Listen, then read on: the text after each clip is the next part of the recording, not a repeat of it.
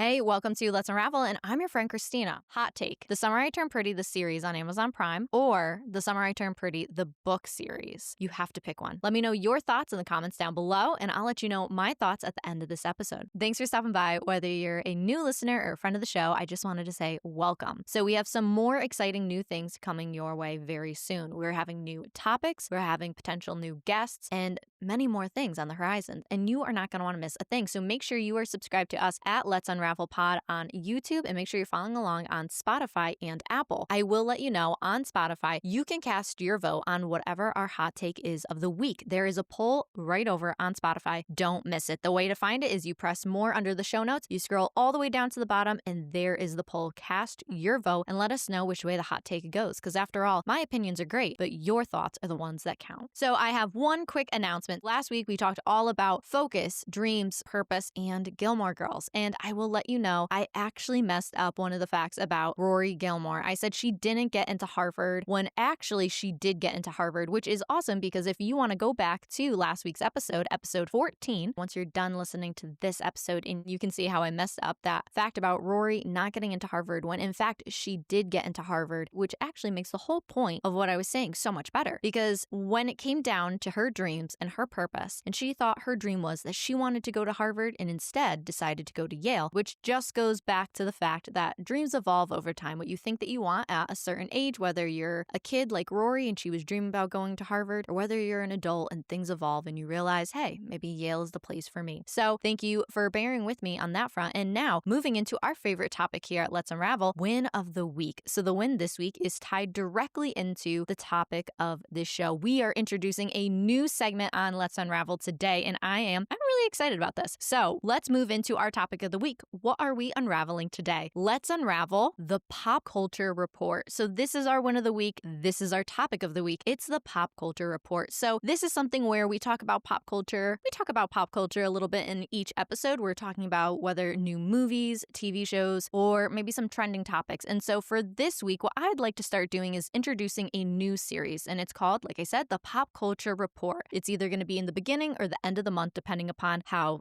the days fall. So when this episode is released, it's going to be probably the first few days in October. And so what we're going to be doing is a little bit of a recap of September. And some of these events might be bordering on the end of August, beginning of September. But what we're going to do is do a monthly recap on all things pop culture. Some of these ideas can be anything from movies. It could be internet, niche topics, whether social media related, TikTok, you name it. And now, as we introduce this whole new series to the show, if you have any ideas or topics that you want discussed on Let's Unravel for the Pop Culture Report, please send a DM at our Instagram account at Let's Unravel Pod. So with introducing our new series, we are going to jump head first into the summer's hottest show that actually didn't end until September. And if you don't know what show I'm talking about, it may or may not have to do with our hot take this week. So without any further suspense, I am talking about The Summer I Turned Pretty, the series on Amazon Prime Video. So The Summer I Turned Pretty officially dropped the last episode of season 3. And in a lot of ways, the finale tied up some loose ends,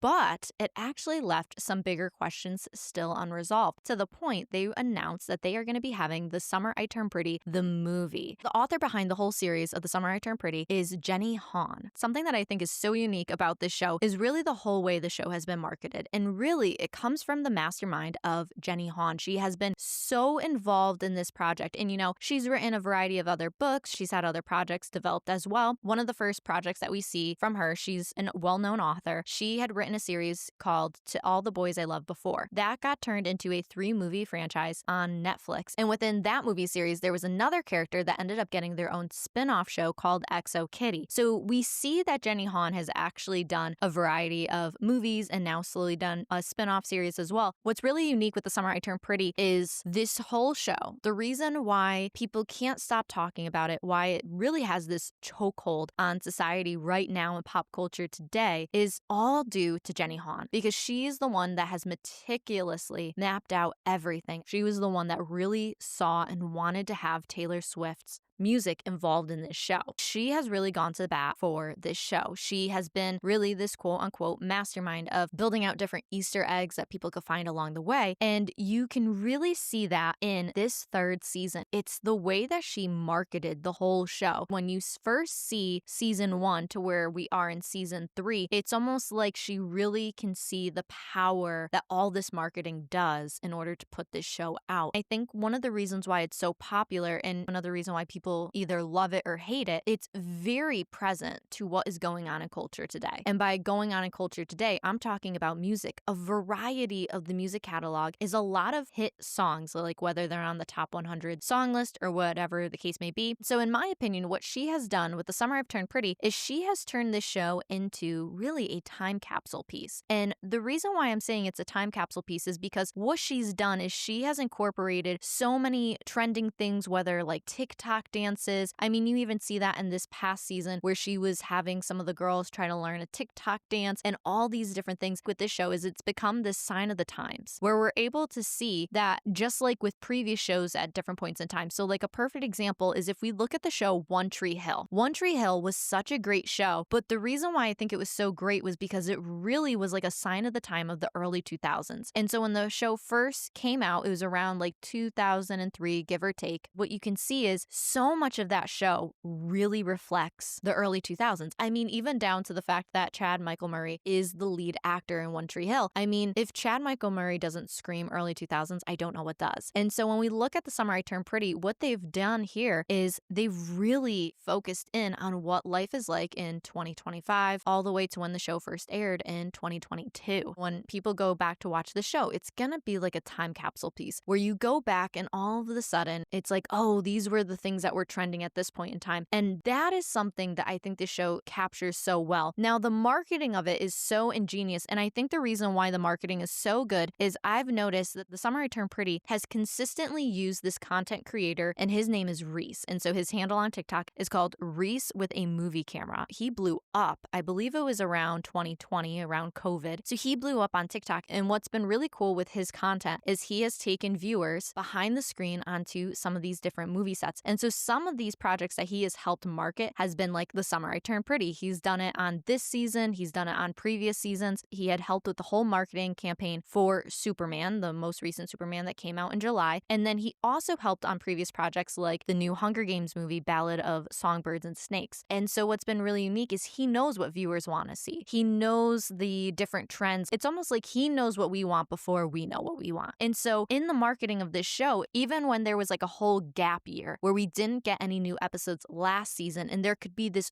great big concern that no one's going to care about this show in a whole year, actually, it's not true. What this show did is it brought back anticipation. It brought back the excitement of waiting every single week for a new episode. And don't get me wrong, I love to binge watch a show. I think binge watching shows is like one of my favorite hobbies, but there's been such an excitement and an anticipation of having to wait every single week to actually get to one of these new episodes. It's really brought back that nostalgic feeling to it. And this third season is it seems like almost every time you go to watch an episode, all of the commercials, or not all of, but a good chunk of the commercials are actually these like brand deals done with the cast. In particular, I'm thinking about the Coach commercial that's done with Lola Tong. And I mean, it's so funny. You go from watching the show and you're watching Belly to all of a sudden you're seeing Lola in the commercial and it's for Coach. And I think that's also been something that it's intentional, but it doesn't feel forceful in the way when you used to watch a show in the early 2000s and all of a sudden, this intrusive commercial comes on, breaking up the whole flow of the show. And the greatest part is these commercials have really only been like 30 seconds. On occasion, they'll be a little bit longer. Really what this show has done, it has revamped the way popular TV shows can take over pop culture again. Because for so long, the most popular TV shows and movies have really been this binge watching. But what Jenny Han has done is she has revived the anticipation again. And then just when we think we're getting to the end of the series, because there's only 3 books, so 3 seasons. And just when you think, okay, this whole story is going to get wrapped up in one episode, everyone had all these theories that the finale, because she didn't list it as an episode, it could have been like 2 episodes that were like an hour and a half long and all these different ideas and theories. And instead, what happened is she released that there is going to be a movie. And I think it's really funny to see all of these different theories swirling around online. And I will say, if I'm going to throw my hat in the ring for a theory I believe, I will say that I can very much see her releasing a movie this Christmas. I do. I've seen the interviews where they've talked about how they're drafting a script or they haven't filmed anything. I mean, at this point in time, I don't know if I really believe anything they're saying because, I don't know, they've thrown us for so many loops. Honestly, I really just feel like with Jenny Han at this point in time, she's so smart and so clever, and I think she just loves to surprise us, the audience, that I could so see it being one of those things like, oh, well, like a play on words somewhere, and it being one of those things that it's like, oh yeah, we're releasing the movie this Christmas, you know, because Christmas means a great deal to The Summer I Turned Pretty, even though she's traditionally released all the series within the summertime, which once again, I think that goes back to excellent marketing on her point, where she would only release the series in the summertime. It became this summertime classic. Everything behind the series has been a very well thought out plan. It's been cool because even when you look at her previous work, like when she did To All the Boys I Loved Before, she had been involved to some degrees, but with The Summer I Turned Pretty, she's gotten to have a lot more involvement. I mean, she even got the opportunity to direct an episode, and I think that's huge for authors. You know, a lot of times authors that sell their work and it gets turned into a movie or a TV show, they don't always have a lot of involvement. It's usually very limited. And in this instance, with The Summer I Turned Pretty, Jenny Han's actually had a lot of involvement, and I think that's the reason why her characters have turned out so well. I mean, even in this last episode, and I'm going to do the best I can not to spoil the episode, but there might be a few spoilers, but I'll say one of the perfect examples of just this mastermind that Jenny Han is, characters such as like Jeremiah had been so unlikable through the majority of season 3, to the point they had to put on their social media sites that people couldn't harass the actor who was playing Jeremiah. And something that I think she did so perfectly is in this last episode, or really in the last like 3 episodes, is she's really created this redemption arc for Jeremiah where once again he can really become, I don't know if we're quite at lovable yet, but I do think he's very much likable, especially in the season finale where you start to look at him and it's like, oh, he was lost, you know? And it's the same thing when you look at Belly, how it's like Belly had been so unlikable, even though I still think Belly might need a little bit more of a redemption arc. But there is something that I love that she did in the finale, is she acknowledged how in this triangle between Conrad, Jeremiah, and Belly, and for anybody that hasn't watched the show, this love triangle has been very much like the Sabrina movie with Audrey Hepburn, where it's 2 brothers that are in love with one girl. Belly is the childhood friend of Conrad Fisher and Jeremiah Fisher. And so what ends up happening is both boys end up growing a big romantic connection with her, and they both date her at different points in time. Something that I think Jenny Han did very well and exceptional in just this outline of the finale is how she acknowledged exactly what the audience was thinking. In a lot of ways within this triangle between Conrad, Jeremiah, and Belly, it was easy to see that someone had to be the villain. So a lot of people villainized Jeremiah. Some people could have villainized Conrad, and then some people definitely villainized Belly for sure. And this finale is, we acknowledged that. Because it was already evident, a lot of the audience knew without saying that Jeremiah kind of looked like the villain. Then it was interesting how Belly's friends point out the fact that it could have been like, well, maybe Conrad would have been the villain. But then what's exceptional is Belly points out that she could have been the villain. And I think that was something that, well, let's just put it fairly. How often does a movie or a TV show ever explicitly say, yeah, I could have been the villain? Usually that's something where it's like, no, we don't want to touch that. But instead, what Jenny Han did is she leaned into that. And I think that's one of the reasons why the show had been so good, is Jenny Han was very aware of what an audience wants and was very aware of really how to push these bars. Because a lot of times what happens is you get to these moments in time where the stakes are so high that it's almost like you can't quite deliver whatever it is. I mean, through this whole season, you're waiting to see if this couple is going to pair up. I'm purposely trying not to say the names. And so through this whole season, you're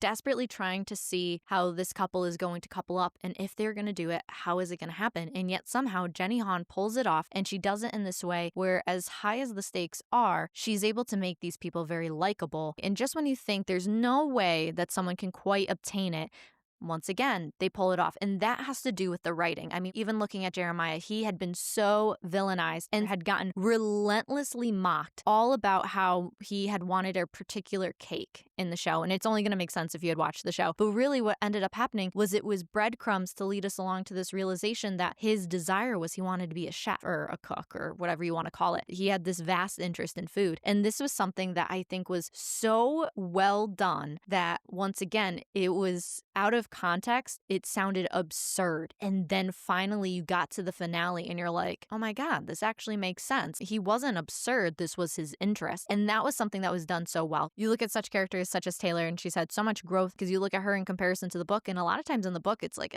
she's very unlikable. Whereas when you look at the series, it's like, oh, she has a lot of dimensions to her. And I think that was something that was really well done within the writing. And then, words are great and the writers can write a lot of things, but it's also the actors. So you need not only the words, you need that creativity behind it, but you also really need these actors to be committed to what they're doing and bring that hopeful spin to it. And with the character Taylor, the actress does a really wonderful way in bringing her to life. And then even perfectly with the new addition of other characters such as Denise. She's a great character in the concept that she's this side character. She has some development, but she's not overly involved, or the stakes aren't necessarily as high as the other main characters. And with her having such a limited amount of time within the series, because once again, she's only introduced in this last series, the way that she comes in and it's really this fresh breath of air, and then all of a sudden really brings this ability to create other characters to be likable just by her being within that presence. I think that is another really uniqueness to the writing style of this show, and also that ability of the actors to bring that to life. So all in all, hats off to Jenny Han. I think she really made a time capsule piece with The Summer I Turned Pretty. I think this is going to be a show people go back to look at as far as wanting to remember what times were like in, 2022 to 2025. So moving into our next topic is there is a new biopic movie on Hulu, and it's called Swiped. It's the story behind the founder of Bumble. Her name is Whitney Wolfe Herd. So this movie follows along Whitney on her journey of really how she founded and created Bumble. And so for any of you that don't know, or any of you that haven't watched the biopic movie, so first of all, I think what's really unique about this movie is it does state, one, it's a movie. So even though it's based on true events, there is a lot of dramatized moments within the movie. And seeing some articles from Whitney Wolfe Herd, she was actually quite against this movie. She tried to shut it down. So you get to follow Whitney along in the making of Bumble, and it really starts with her roots and how she was part of the original team of Tinder. So after having seen some articles about Whitney's perception on the movie Swiped, after seeing she really didn't have any involvement, and seeing that she was kind of fighting more for this movie not to be made, and she didn't love the idea of her story being out there, or at least not in this variation. She does have her story out there. So I had watched Swiped when it first had come out. So I had actually heard of Whitney Wolfe Herd prior to this biopic. I knew exactly who she was. I knew that she was part of the original team of Tinder, how they got that dating up and off the ground, and the success of it. And I remember hearing her story on the podcast show called How I Built This, and her episode aired back on October 16th of 2017. And if you want to look up that episode, I'll have it linked in the show notes below. And if not, her episode was called Bumble and then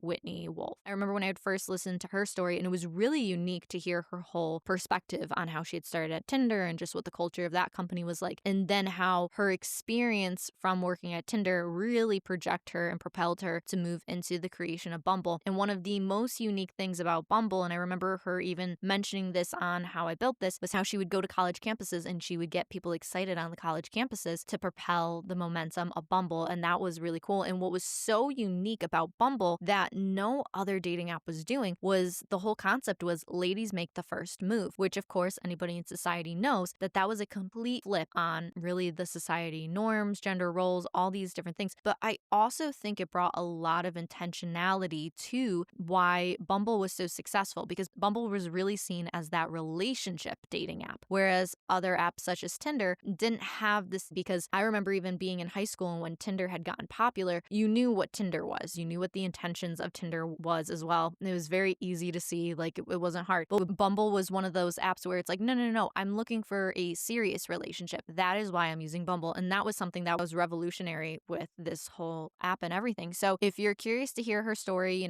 you can watch the biopic Swiped on Hulu. Or if you actually want to hear the story from Whitney herself, there's two great episodes. There's one from the podcast show How I Built This that came out back in 2017. And then there's a newer episode on the podcast show Diary of a CEO. That one was released November 14th of 2022. The name of her episode is called Fighting Sexism and Winning - Founder Behind the $1 Million Tech Company Bumble. So if you're someone that's always interested in seeing how someone has built their success or rebounded from any kind of major failure, Whitney Wolfe, her story is great. It's exceptional. I remember the first time hearing it and really being blown away by it. So definitely check that out. So in our next topic here, it's another movie, but it's more of like a Marvel update, let's say. So on Disney Plus, they released released one of the newer Marvel movies called Thunderbolts. I remember over the summer seeing some different TikToks about the Thunderbolts and seeing how people were saying, oh, this is so good, it's so good. And so you know how much I love a good superhero movie, even though I will say I had been recently disappointed with some of the Marvel movies up till now. So I went in watching the Thunderbolts with kind of like a low bar, thinking, okay, how good is this going to be? And I have to say, it actually really blew away my expectations. I mean, my bar was almost on the ground, let's just say. And I will say, when I first started watching it, to me, they felt like a bunch of anti-heroes. It had a darker vibe, and sometimes you just wonder, like, how are you gonna recreate what was something that was already like really great to begin with, you know? Because a lot of times you think about just the Avengers and how great that original cast was in those movies that went along with it. And now you look at how they're trying to recreate that success again. And in my mind, I'm just like, I don't know if you can really recreate what did so well the first time around. But by the end of the movie, I was really surprised on where the story went. You know, obviously it's a bunch of anti-heroes. Obviously they're going to unite. But it was one of those things at one point in time, you're like, I really don't know how all these characters are going to mesh together. And then somewhere along the way, they kind of did. Like in a weird way, like they meshed really well together. And then my personal favorite was really the angle the story went in, where you're just looking at the story of these characters and you're just like, I really don't know what the resolution of this movie is going to look like. And just to kind of see how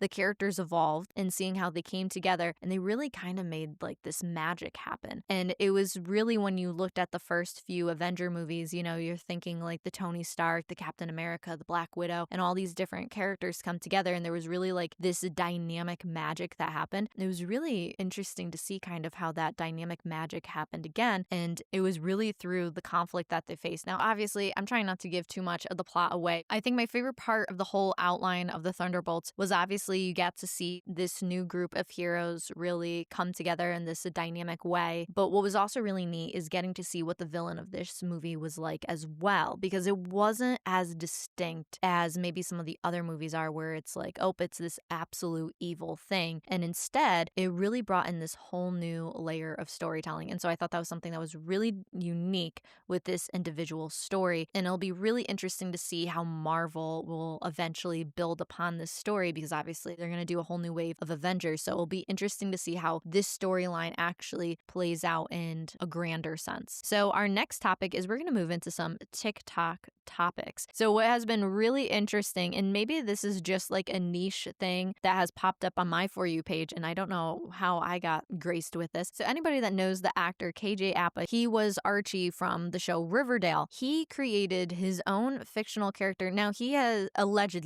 created his own fictional character. He has neither confirmed nor deny, but he has created this character on TikTok called Mr. Fancy. He is giving like Zoolander vibes, in my opinion, where he made his like own wig. He had gotten some like dentures or something, so his teeth look different than his actual teeth. And what's been so funny is he has started this whole series. He's got a whole TikTok account dedicated to this character, Mr. Fancy, and he's actually released a song. At first, when like the first video or so came out, you're kind of just like, I think that's KJ Apa. I'm not really sure. And then what's been so funny is he's really doubled down on it. And so once again, people are like, is it KJ Apa, or is this actually like a kind of like a doppelganger? And so one of his co-stars from Riverdale, Lily Reinhart, someone had asked her about Mr. Fancy, and she had kind of like acknowledged it's KJ Apa without kind of acknowledging it's KJ Apa. Funniest thing is he's actually gotten his first brand deal with Chipotle. It's just really funny to see how KJ Apa has taken over this little corner of TikTok with this character of Mr. Fancy. And now, honestly, I keep waiting to find out that he's like making a movie and Mr. Fancy is like the main character or something. It's kind of giving like Hannah Montana, except everybody knows who KJ Apa is too. So, but yeah, so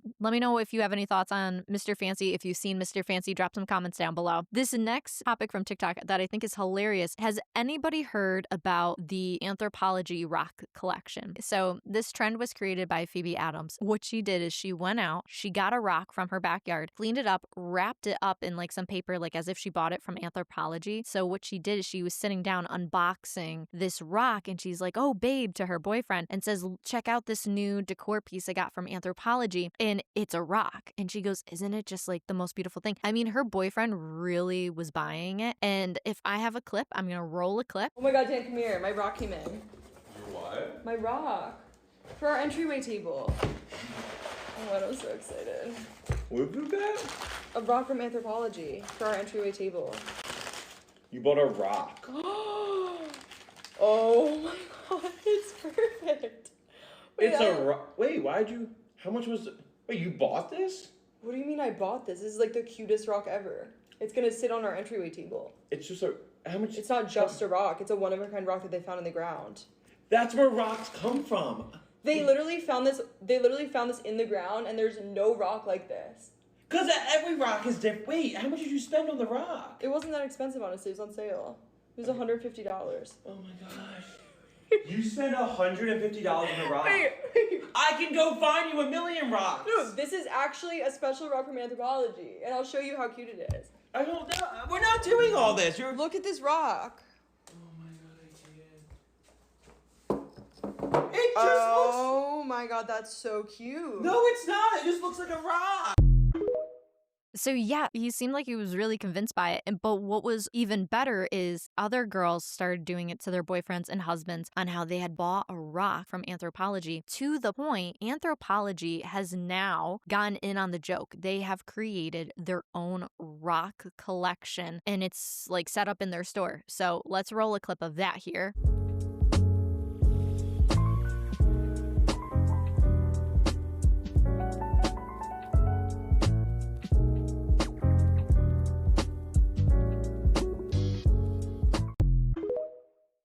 So yeah, so it's wild. I have to say, people that are working in the marketing department for Anthropologie, like, bravo, that was great. And it was fast. I mean, I had just heard about this whole rock collection thing like a couple days ago. And the fact Anthropologie has already gone in on the joke and rolled out a whole table collection. And they're offering a giveaway. It's hilarious. I think it's great. But you know, once again, you always wonder how powerful TikTok is. And then to see that a content creator just created a total spoof, a total joke just for their boyfriend, and now Anthropologie has gotten in on the joke. I mean, that is hilarious. So moving into our last topic with TikTok, is this topic is all about Dancing with the Stars. Now, if anybody that knows Dancing with the Stars, I will say probably up to a couple years ago, Dancing with the Stars just always seemed like a show that, like, I don't know, like my grandma or my aunts would watch. It wasn't something that I really kind of overly cared about. And now within the last like year or two, I've noticed, I'm like, wow, Dancing with the Stars is kind of like, dare I say, cool? Like there's something going on there. So looking up Dancing with the Stars and trying to figure out, like, okay, who's driving this new audience? They are having like a resurgence among like a TikTok audience. What they've done is they've started to bring on social media influencers as part of the cast. So like a perfect example is they've had like Charli D'Amelio. She was a big time TikTok influencer. They've brought on other social media influencers such as like Harry Jowsey, who was both a social media influencer and also reality star. You now see Alex Earl is on the cast of Dancing with the Stars. And so what Dancing with the Stars has done is they've had this resurgence among younger people because they have been putting up clips of the show on TikTok. And dare I say, it's ingenious, because if you think about Dancing with the Stars, it's a dance. So it's just the length of a song. So really all they're doing is they're editing down just the dance and they're putting it on TikTok. And now they're driving this younger audience to TikTok, and they're using younger talent to get a bigger audience. As much as people are watching the show, and I believe it's airing on Disney Plus, people are watching the TikTok clips. Like, I think I watched the whole last season all via TikTok clips, but I would also dare to say I really enjoyed last season the most just because I knew a lot of the celebrities, and it was really cool because they had a lot of different Olympians in the mix of the cast last year too.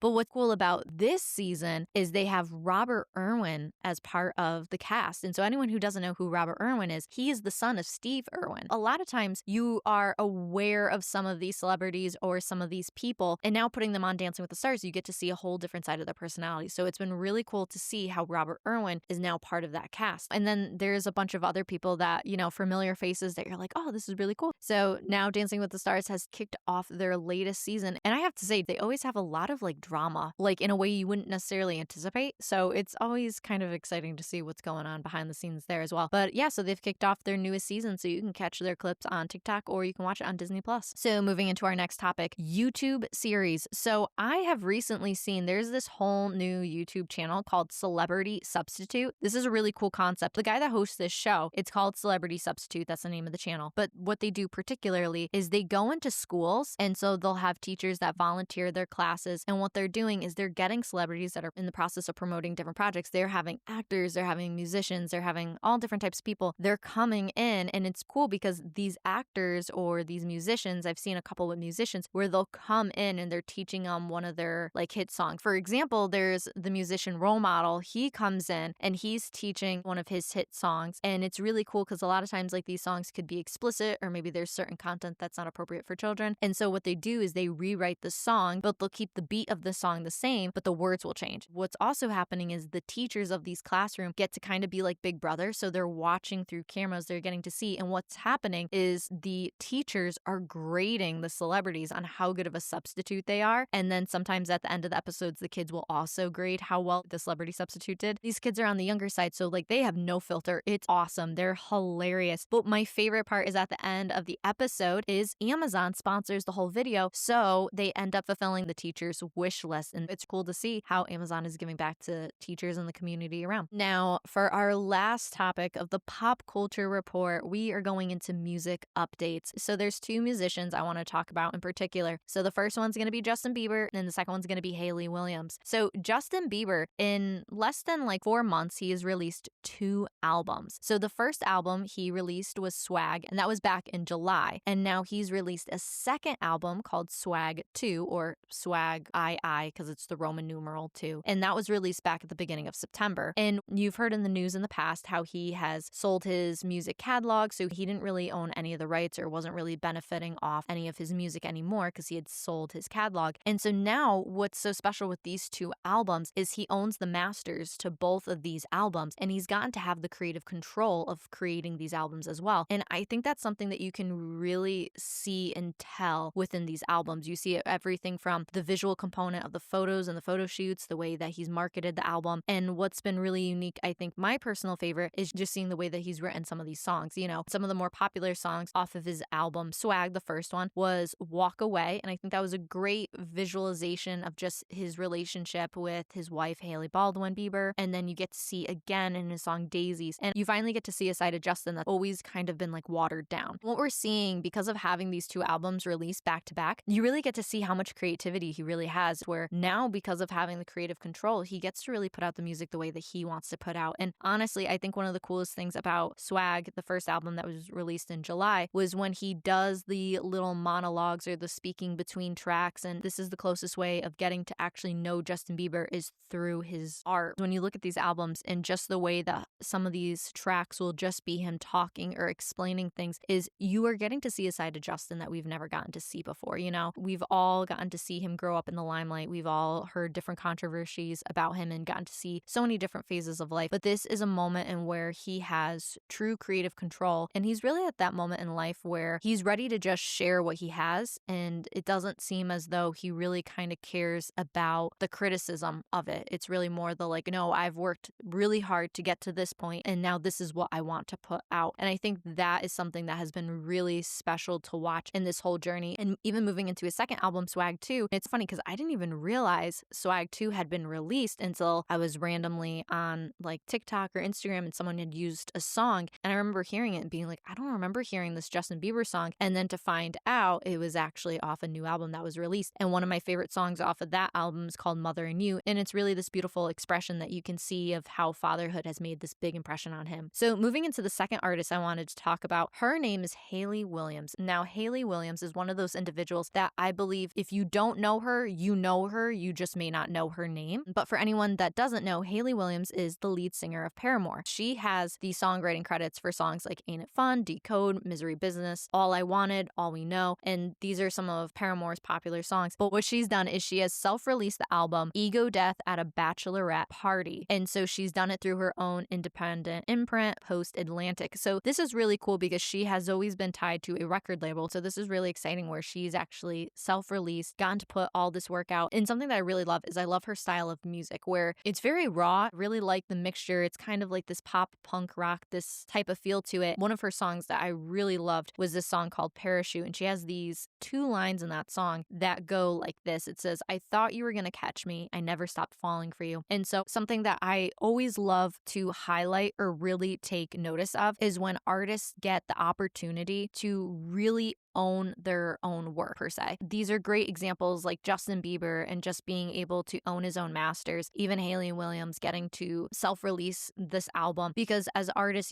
things that you don't always see is how these artists don't always own their own work. So they'll pour all this blood, sweat, and tears into these projects, and a lot of times at the end of the day, they don't always own them. And it's easy to look at it from the different point of views, but at the end of the day, these artists, it costs them something to put this work out, and they put so much into it. I think it's great to always take a moment to acknowledge and just be like, that's awesome, because that's not always the case when you enter into some of these creative fields. And of course, I think in a lot of ways, this has really been highlighted because of obviously Taylor Swift and the whole Taylor version. As you can see, it's really been something that has become a more spoken topic. And I think that is great, and something that needs to continue to be spoken about is just this ability to profit off your own work. I think it's great. So Justin Bieber, Hayley Williams, they have both released new albums. You should go check those albums out. Those are great. Well, actually, Justin released 2 albums. But anyways, both those albums are great. So that is the end of our very first pop culture report. I have to say, pop culture is something that always very much intrigued me. And if you couldn't tell from previous episodes, you definitely know now. Like I said at the top of this episode, if you find any new trending topics, music albums, or movies I should take a look at, I'd love to hear your thoughts, or drop a comment down below. We'll have another pop culture report for you next month. So thank you so much for hanging out with me, and thank you so much for chatting with me about all things pop culture. It's one of my favorite things to talk about, like I said. So with the new layout of this segment, we are not going to be having any episode in the phrases, no quotes, and no sticky thoughts. But I'm always happy to talk about whatever topics you're interested in most. So like I said, drop a comment down below. So I'd love to connect with you more. You can connect with us on Instagram, TikTok, and YouTube at Let's Unravel Pod. If you enjoyed this week's episode of the podcast show in general, please leave a review on Apple Podcast or Spotify. Your comments and 5-star ratings go a very long way. Also, please don't forget to hit that follow or subscribe button wherever you listen to stay up to date on all new episodes. We have new episodes coming out every single Thursday, and you're not going to want to miss a thing. We have a lot of new, exciting things coming your way. So I guess it's that time of the episode to tell you my hot take. Am I picking The Summer I Turned Pretty, the TV series, or am I picking The Summer I Turned Pretty, the book series? I think honestly, you probably know which way I'm going to go after I just spent a majority of this episode talking about The Summer I Turned Pretty. Though I will say I'm going to go with the TV series, even though I usually prefer the books in comparison to the TV or movie adaptions. Except, like I said, I think Jenny Han hit it out of the park with this one. So I'll give it to her on the TV series for that. But I want to know your thoughts. So let me know your thoughts in the comments below. Well, that's all. I'll talk to you later. Bye.